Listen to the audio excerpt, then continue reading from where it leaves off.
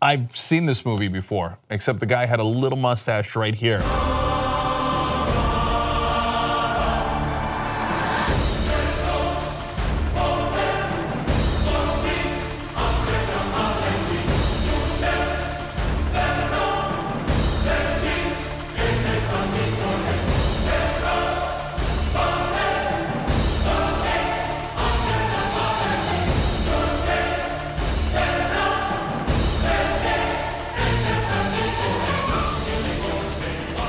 But the things he's saying are not funny. They're the most anti-Semitic things I have ever heard in American media.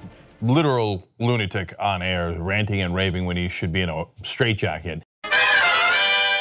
Cenk Uygur, this lying sack of shit, has told one lie too many. One lie that crosses the line.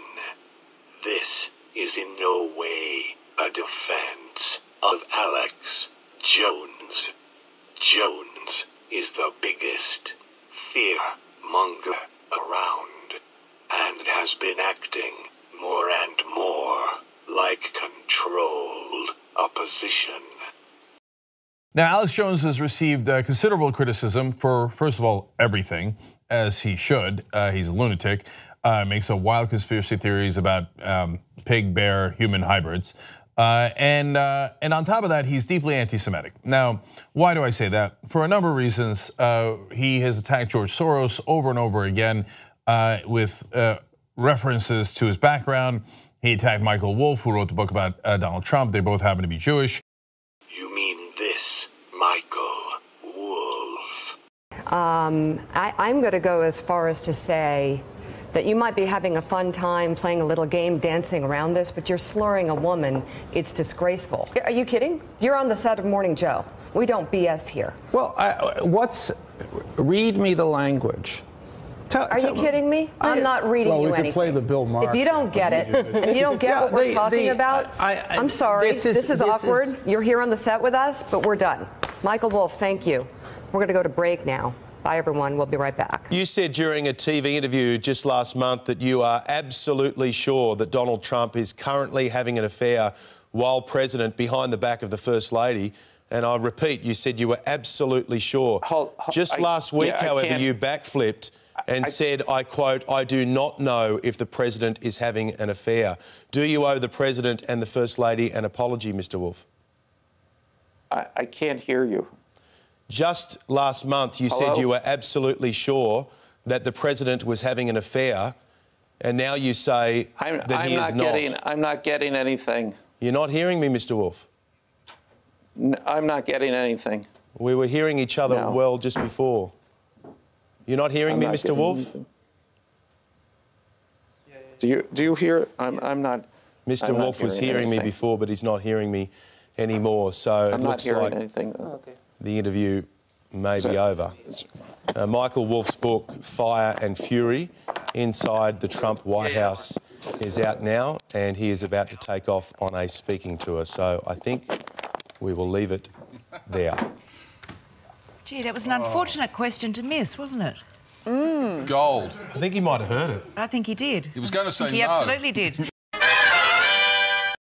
Soros is a Nazi collaborator that helped round up thousands of his fellow Jews, and then he has groups saying, I'm a Nazi collaborator, when he's a Nazi. I mean, it just shows how reprobate and bankrupt the leftists are. And by the way, if you notice in the beginning there, he called George Soros a Nazi collaborator. Of course that's not true. Of course he's not.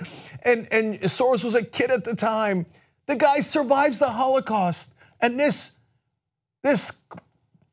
clown, and I'm trying not to use worse words against him, but he has more than earned it, then turns around and calls a Holocaust survivor a Nazi collaborator. Liar! Liar! Use an attack on George Soros to call another man anti-Semitic is way, way over the line. George Soros is closer to anti-Semitic than Alex Jones. So you say Mr. Soros here is a Holocaust survivor. Maybe if Christian and having some German protector vouch for you while you collected property from Jews after they were sent to death camps. Soros may have escaped the Holocaust, but the term Holocaust survivor evokes a certain sympathetic emotion, but the truth of what actually happened is vastly different. While hundreds of thousands of Hungarian Jews were being shipped off to the death camps, George Soros accompanied his phony godfather on his appointed rounds, confiscating property from the Jews. These are pictures from 1944 of what happened to George Soros's friends and neighbors.